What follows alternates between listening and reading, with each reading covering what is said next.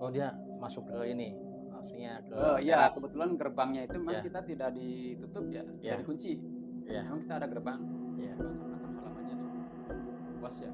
Ya itu. Dia masuk, KTSI masuk, kemudian tok-tok pintu.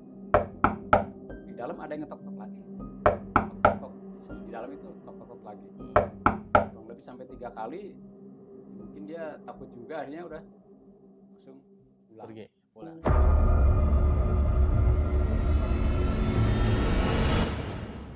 Assalamualaikum warahmatullahi wabarakatuh. Selamat datang di channel kami yang akan mengikat kisah-kisah yang horor. Baik, hari ini kita akan kedatangan salah satu narasumber kita dari salah satu kota di Jawa Barat.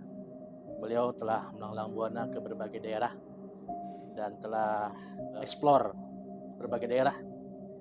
Kita panggil aja Kang Abdul. Baik, selamat datang Kang Abdul Matin. Selamat datang Kang Edoy. Ya, terima kasih ya atas undangannya yang bersedia di acara kami Fakta di Balik Misteri. Mungkin nanti Kang Abdul akan menceritakan kisah-kisah misteri ya yang Kang Abdul alami. Itu kalau boleh tahu tahun berapa itu kejadiannya? Kisaran tahun 2007-2008 ya. Itu Kang Abdul saat itu sudah menikah? Belum menikah, jadi masih bujangan lah ya itu ya. Saya menikah tahun 2013. Terus apa yang dialami oleh Kang Abdul saat itu? Intinya waktu dulu kita rame-rame ngontrak di satu rumah, itu kita mengalami beberapa kejadian janggal di situ. Yang di luar nalar lah ya. Ya. Oke teman-teman, penasaran dengan ceritanya? Inilah fakta di balik misteri. Oke, Kang Abdul silakan diceritakan. Oke, selamat malam Kang Edoy. Terima kasih sudah mengundang saya ke sini ya, dan juga sama-sama Kang teman subscriber channel di Fakta di Balik Misteri. Perkenalkan, saya Martin, asli dari Cirebon, tinggal di Cikarang, Bekasi, dan kerja di ya. Sebelumnya terima kasih telah mengundang saya ke sini untuk menceritakan pengalaman horor atau pengalaman kisah-kisah yang janggal di tahun 2007-2008. Ya. Jadi awal mulanya dulu saya ngontrak waktu masih bujangan, waktu masih sendiri. Ya. Ngontrak di salah satu perumahan yang ada di Kota Karawang. Saya dulu pernah tinggal di rumah kontrakan di salah satu perumahan yang ada di Karawang. Dulu awal mula saya kerja di sini di Karawang di tahun 2004. Awal mula kesini saya ngontrak di petakan sendiri waktu itu. Kemudian di tahun 2006 saya pindah ke ngontrak ke perumahan di salah satu perumahan lama juga yang ada di Karawang. Waktu itu kita ngontrak berdua bersama teman kerja, sama-sama masih sendiri, belum nikah. Kemudian kita kurang lebih setahun ngontrak di salah satu perumahan. Waktu itu kita ngontrak tahunan. Berapa orang tuh? 2000. Waktu awal itu kita ngontrak 2 orang. 2 orang saja awal. Waktu itu awal. Kemudian sorry saya potong. Itu saat 2 orang itu nggak ada cerita yang aneh-aneh tuh? Waktu ngontrak di 2 orang itu rumah yang pertama itu nggak ada. Tidak ada yang aneh-aneh. Karena memang rumahnya kecil ya. Iya. Kecil, hanya 1 kamar waktu itu. Iya. Kita ngontrak. Kita pindah ke blok yang berbeda dengan ukuran rumah yang lebih luas waktu itu. Karena kenapa kita waktu itu ada beberapa teman-teman yang ngajakin pengen bareng satu rumah, ngontrak satu rumah, karena mungkin lebih irit lah ya kalau masing-masing kan ngontrak di petakan lumayan tinggi biayanya per bulan.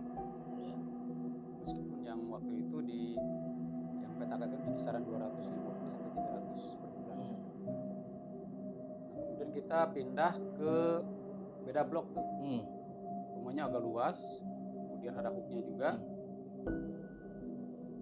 waktu itu kita ngontrak 1 tahun 4 juta kalau tidak salah. Berapa orang tuh kemarin di waktu? Kurang lebih 8 sampai 10 orang karena mungkin ada yang keluar masuk ya. Keluar masuk kurang lebih 8 sampai 10 orang. Itu pun masih luas ya karena posisi rumahnya itu di pinggir jalan. Pinggir jalan artinya pinggir jalan karena ada hooknya. Ada hook, kemudian posisi rumah itu ruang tamu itu dipanjangin jadi nggak ada sekat. Jadi ruang tamu nggak ada sekat, hanya sekat di pas Kamar posisi aja. dapur. Dapur. Posisi dapur, tempat cucian ya, tempat cucian piring dan juga tempat motor. Jadi posisi masuk motor itu berarti di pintu belakang lewat hook.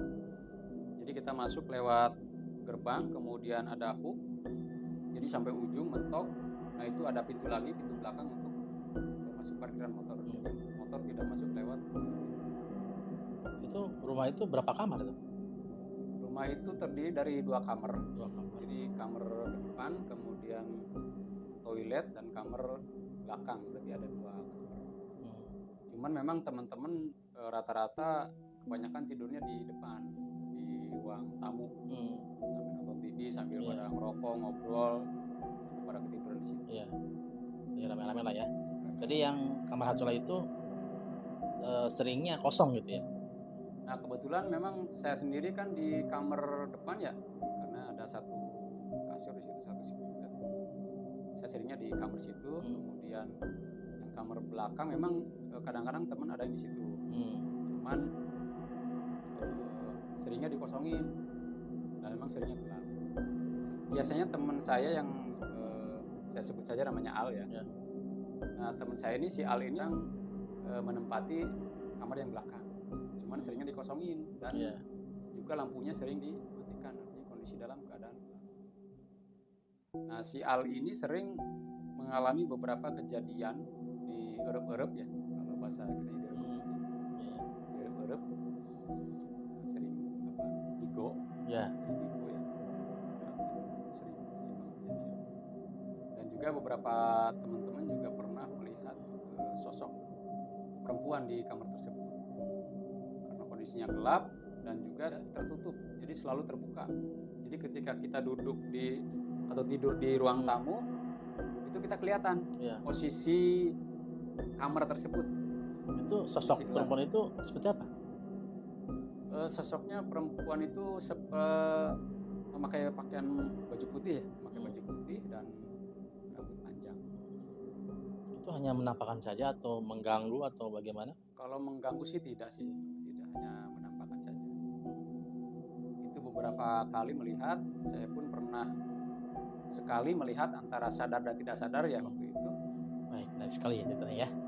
Baik, bagi kalian yang suka dengan cerita-cerita kami di sini, silakan di like, subscribe dan di komen ya. Kembali lagi dengan fakta di balik misteri. Silakan Kang Abdul, lanjut lagi. Kemudian beberapa kejadian janggal juga ya. Jadi biasanya kalau setiap hari Ahad pagi kita kan libur tuh ya, Sabtu Minggu libur. Nah, itu kita biasanya manfaatkan untuk olahraga. Nah, biasanya kita habis subuhan di masjid, karena memang rumah kontrakan kita tidak terlalu jauh dari masjid. Habis subuhan jam 5 ya. Jam 5:04 kita keluar untuk jalan-jalan atau lari pagi. Nah di situ ada pasar pagi biasanya kalau di hari Ahad pagi ada pasar pagi. Nah itu biasanya kita olahraga tuh bareng-bareng, keluar rame-rame bareng-bareng. Kalau memang pada libur ya. Kejadian apa yang terjadi itu? Nah kemudian pada saat yang bersamaan, pada saat kita keluar lari pagi, otomatis kan rumah kosong ya, tidak ada siapa-siapa. Nah kemudian ada temen main ke rumah tuh, sama lagi lari pagi mampir ke rumah karena kebetulan rumahnya beda perumahan dengan kita. Kemudian mampir tuh habis lari pagi mampir ke rumah kita, ke rumah kontrakan. Dia itu ceritanya pada saat besoknya hari Senin masuk kerja baru cerita. Saya kemarin mampir ke rumah katanya, ke kontrakan. di saat teman-teman itu sedang olahraga di luar. Betul, iya betul. Beliau ini datang ke rumah sendirian. Betul, sendirian. Ya. Kemudian beliau cerita pada saat besok masuk kerja, kemarin saya main ke rumah, kenapa nggak dibuka pintunya katanya. Saya manggil-manggil, saya ucapin salam, nggak ada yang jawab. Jam berapa kesananya? Pagi sekitar jam 6:30 apa jam 7. Makanya pas lari pagi ya. Itu kan kondisi kita belum pulang ya. Biasanya kita lari pagi jam 5:30 lah, 5:30. Kemudian biasa makan ya, biasanya makan nyari sarapan segala macam. Pulang-pulang kisaran 7:30 atau jam 8. Kita ke situ mampir lebih jam 6:30 atau jam 7-an. Kemudian dia ngucapin salam katanya, ucapin salam, assalamualaikum, assalamualaikum, assalamualaikum, tidak ada yang jawab. Kemudian ketok pintu. Oh, dia masuk ke ini, maksudnya ke iya, teras. kebetulan gerbangnya itu memang kita tidak ditutup ya, tidak dikunci. Memang kita ada gerbang, gerbang karena kan halamannya cukup luas ya. Itu dia masuk, katanya sih masuk, kemudian ketok pintu. Di dalam ada yang ngetok-tok lagi, tok-tok di dalam itu tok-tok lagi. Kurang lebih sampai 3 kali. Mungkin dia takut juga, akhirnya udah langsung pulang. Pulang. Pergi. Itu dia besok pas hari Senin kerja baru cerita mengalami hal-hal yang aneh, yang janggal halnya. Padahal kita kondisi waktu itu tidak sedang berada di belakang. Seperti itu sih.